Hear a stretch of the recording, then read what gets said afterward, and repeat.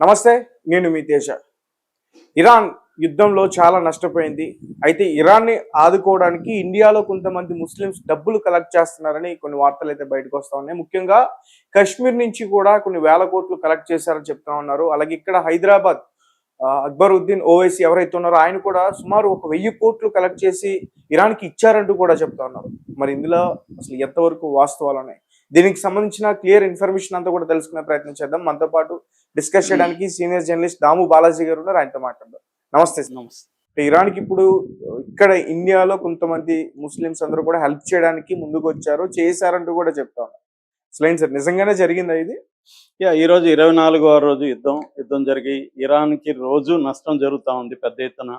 అంటే వాళ్ళ ఇన్ఫ్రాస్ట్రక్చర్ దెబ్బతినింది, వాళ్ళ ఆయిల్ ఫెసిలిటీస్ మీద అటాక్ ఆల్రెడీ మొదలైంది. దానివల్ల మొత్తం స్కై అంతా కూడా బ్లాక్‌గా మారిపోయి బ్లాక్ రెయిన్ జనాల మీద పడింది. అట్లాగే దాదాపు ఇప్పుడు 1800 మంది వరకు చనిపోయారు. అందులో చిన్నపిల్లలే 300 మంది వరకు ఉన్నారు. ఇక గాయపడిందైతే 20,000 నుంచి 30,000 మంది గాయపడ్డారు. తర్వాత ఇండ్లు వదిలిపెట్టి చెట్టు పుట్ట పట్టుకొని వెళ్ళిపోయిన వాళ్ళు దాదాపు 5 లక్షల మంది ఇరాన్లో ఉన్నారు. సో ఇలాగ పెద్ద ఎత్తున నష్టం అయితే ఇరాన్కి జరిగింది. హ్యుమానిటేరియన్ లాస్, ఎకనామిక్ లాస్, చాలామందికి లైవ్లీహుడ్లు లేవు, తిండి కష్టమైపోతుంది, మెడికల్ ఫెసిలిటీస్ లేవు. ఎందుకంటే హాస్పిటల్స్ మీద, అంబులెన్స్ల మీద, చిన్న చిన్న హెల్త్ క్లినిక్ల మీద కూడా భయంకరంగా దాడులు చేసి నాశనం చేశారన్నమాట. సో ఒక రకంగా డివాస్టేటింగ్ కండిషన్ అంటారు, ఒక దారుణమైన పరిస్థితులు ఇరాన్లో ఉన్నాయి.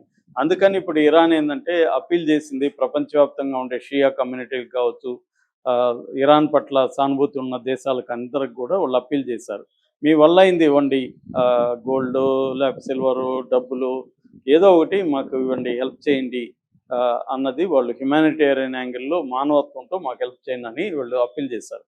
దీంతో కొన్ని దేశాలు అజర్బైజాన్ కావచ్చు, కజకిస్తాన్ లాంటి వాళ్ళు ఆహారం, మెడిసిన్స్ ఇవి ఇరాన్కి తీసుకెళ్ళి ఇస్తున్నారు. దగ్గరగా ఉన్న దేశాలు కాబట్టి అవి డైరెక్ట్గా అందుతుంది. దాంతోపాటు చైనా, రష్యాలు కూడా ఇండైరెక్ట్గా, ఎందుకంటే ఇరాన్ మొదటి నుంచి కూడా ఇరాన్కి 1979 నుంచి కూడా అమెరికా ఆంక్షలు విధించింది. ఈ ఖమేనీ వాళ్ళ గురువు ఉన్నాడు, రఫుల్లా ఖమేనీ, ఆయన వచ్చినప్పటి నుంచి కూడా వాళ్ళ మీద ఆంక్షలు ఉన్నాయి. అందువల్ల ఆంక్షల వల్ల ఏమవుతుందంటే ఎకనామీ ఆల్రెడీ దెబ్బతినేసింది. సో ఇప్పుడైతే యుద్ధంలో ఇంకా అది ఒక కొన్ని 20-30 ఏళ్ళు వెనక్కి వెళ్ళిపోయింది. సో ఈ నేపథ్యంలో ప్రపంచ వ్యాప్తంగా వాళ్ళు రిక్వెస్ట్ చేస్తున్నారు. ఇప్పుడు కొన్ని వార్తలు, ముఖ్యంగా వీడియోలు వైరల్ అవుతున్నాయి. అదేంటంటే కాశ్మీర్ దగ్గర శ్రీనగరు, అనంతనాగు, బడ్గారు, కార్గిలు, లడక్ ఈ ప్రాంతాల్లో స్వచ్ఛందంగా ప్రజలు, ముఖ్యంగా స్త్రీలు వచ్చి వాళ్ళ దగ్గర ఉన్న గోల్డ్, సిల్వర్ ఏది ఉంటే అది అక్కడ ఇచ్చేస్తున్నారు. సో దీన్ని కలెక్ట్ చేసి ఇరాన్ ఎంబసీకి పంపిస్తున్నారు. సో ఇంట్లో కొన్ని వీడియోలు, చిన్న పిల్లలు కూడా వాళ్ళ దగ్గర ఉన్న రింగులు, గోల్డ్ అవి ఇవి ఇచ్చేస్తున్నారు. ఒక ముసలావిడ వాళ్ళ భర్త 28 ఏళ్లకు ముందు చనిపోతే ఆయన జ్ఞాపకార్థంగా గోల్డ్ని అలాగే పెట్టుకుంది ఆమె. దాన్ని ఏమీ మార్చకుండా, కరిగించకుండా ఆయన జ్ఞాపకంలో అలాగే పెట్టుకుంది. ఇప్పుడు ఆమె ఆ జ్ఞాపకాన్ని కూడా పక్కన పెట్టి ఆమె తీసుకొచ్చి అక్కడ ఇచ్చింది. ఆమె మీడియాతో కూడా మాట్లాడింది. నా భర్త జ్ఞాపకార్థం ఎర్ర పెట్టుకున్నా, కానీ నా సోదరులు అక్కడ ఇబ్బంది పడుతున్నారు, నా బిడ్డలు ఇబ్బంది పడుతున్నారు, వాళ్ళ కోసం నేను త్యాగం చేద్దామని నేను వచ్చాననేది ఆమె చెప్తుంది. అట్లాగే ఇరాన్కి సంబంధించి మన దేశంలో ఉండే ఎంబసీ ఉంది కదా, ఈ ఎంబసీ కూడా స్టేట్ బ్యాంక్ ఆఫ్ ఇండియాలో ఒక అకౌంట్ ఓపెన్ చేసి ఈ అకౌంట్ అందరికీ షేర్ చేశారు. ఈ షేర్ చేసినప్పుడు ఆ అకౌంట్లో కూడా డబ్బులు వేస్తున్నారు. ఇప్పటివరకు మనకు అందుతున్న సమాచారం అంటే ఇక్కడ ఓవైసీ బ్రదర్స్ మాత్రమే 1000 కోట్ల వరకు కలెక్ట్ చేసి పంపించారని. ఎందుకంటే షియాల్లో రిచ్ ముస్లిమ్స్ ఉన్నారు, వ్యాపారం చేసేవాళ్ళు, వీళ్ళందరూ ఉన్నారు. వీళ్ళు ఇరాన్ని ఆదుకోవాలని చెప్పి పిలిపించారు. కాబట్టి వీళ్ళు ఈ డబ్బుల రూపంలో కావచ్చు, ఏదేమైనా గోల్డ్ కావచ్చు, ఇవన్నీ కూడా వాళ్ళకి ఇస్తున్నట్టుగా చెప్తున్నారు. ఇది పెద్ద ఎత్తున ఇప్పుడు ఒక ఉద్యమంలాగా సాగుతుంది. ఎందుకంటే కాశ్మీర్లో ఉన్నారు, హైదరాబాద్లో కూడా షియాస్ ఉన్నారు.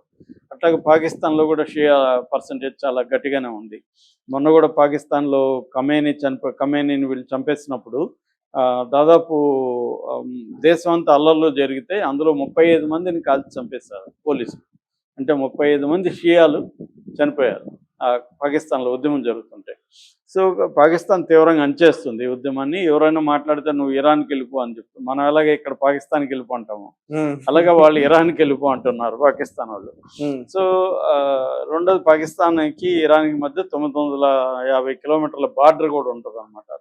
సో ఈ నేపథ్యంలో ఇరాన్కి ఇప్పుడు ప్రపంచవ్యాప్తంగా హెల్ప్ అనేది వచ్చింది. ఇప్పుడు ఇజ్రాయెల్కి కూడా అంతే. ఇజ్రాయెల్కి కూడా ప్రపంచవ్యాప్తంగా రిచ్ యూదులు ఉంటారు. యూదుల్లో ఇప్పుడు అమెరికాలో టాప్ 50 బిలియనీర్స్లో మెజారిటీ యూదులే ఉంటారు అనమాట. సో వాళ్ళు $1 బిలియన్ ఇస్తారు. కానీ ఇక్కడకి వచ్చేసరికి $1 బిలియన్ వీళ్ళకి రావు. కానీ ఎందుకంటే పేదలు ఎన్ని గోల్డ్ ఎన్ని సిల్వర్లు ఇస్తే $1 బిలియన్ వచ్చేది. కాబట్టి వీళ్ళకి ఏదో ఉడతా సాయం అంటారు కదా, అడగా ఏదో వాళ్ళ వల్ల అయింది చేస్తున్నారు. ఓవరాల్గా మనకు అందుతున్న సమాచారం ఏంటంటే ఒక 1000 కోట్ల వరకు ఇప్పుడు ఈ ఒక్క హైదరాబాద్ నుంచే వెళ్ళిందని, అట్లాగే కాశ్మీర్ నుంచి కూడా ఎంత వెళ్ళింది ఏమండి ఇంకా లెక్కలైతే లేవు. కానీ పెద్ద ఎత్తున ప్రజలైతే స్వచ్ఛందంగా వచ్చి ఇస్తున్నారు. సార్ దీనివల్ల మనకి ఏమైనా ఎఫెక్ట్ ఉంటుందా ట్రంప్ దగ్గర నుంచి? ఇండియాకి? మనకి ప్రాబ్లం ఏంటంటే ఇప్పుడు ఫర్ ఎగ్జాంపుల్ కొన్ని పాలస్తీనా సినిమాను ఒక దాన్ని బ్యాన్ చేసాం మనం. అవును. ఎందుకు అంటే మనం ఈ మధ్య కాలంలో మోడీ ప్రభుత్వం వచ్చినాక మెల్లమెల్లగా ఇజ్రాయెల్కి దగ్గర అవుతున్నాం. ఎందుకు? అమెరికా ఇజ్రాయెల్ ఒకటి, అమెరికా ఇరాన్ మీద ఆంక్షలు విధించింది కాబట్టి ఇరాన్తో సంబంధాలను కట్ చేసుకున్నాం. కట్ చేసుకుని ఇప్పుడు మనకి $2 బిలియన్ బయలేటరల్ వాణిజ్యం కూడా లేదు ఇరాన్తో, అంత తగ్గిపోయింది. మనకి ఇజ్రాయెల్తో ఏమేమి ఉంది? ఇజ్రాయెల్తో డిఫెన్స్ కోఆపరేషన్ ఉంది, సర్వైలెన్స్ టెక్నాలజీ ఇస్తున్నారు, సైబర్ టెక్నాలజీ ఇస్తున్నారు. ఇప్పుడు మన మీదంతా నిఘా పెట్టే సాఫ్ట్వేర్లన్నీ ఇజ్రాయెల్ నుంచే వస్తున్నాయి. ఫోన్ ట్యాపింగ్లో వాడిన పెగాసస్ సాఫ్ట్వేర్ అంతా ఇరాన్ నుంచే వస్తుంది, ఇజ్రాయెల్ నుంచి వస్తుంది. అలాగే నక్సలైట్లను పట్టుకోవడానికి, మావోయిస్టులను పట్టుకోవడానికి వాడిన సర్వేలెన్స్ టెక్నాలజీ, అన్మ్యానడ్ ఏరియల్ వెహికల్స్, ఇవన్నీ ఇజ్రాయెల్ మనకు ప్రొవైడ్ చేస్తుంది. రెండోది సైబర్ టెక్నాలజీలో, సర్వేలెన్స్ టెక్నాలజీలో ఇజ్రాయెల్ నెంబర్ 1 అనమాట. సో అందువల్ల మనం ఇజ్రాయెల్తో దగ్గర అవుతున్నాడు మోడీ.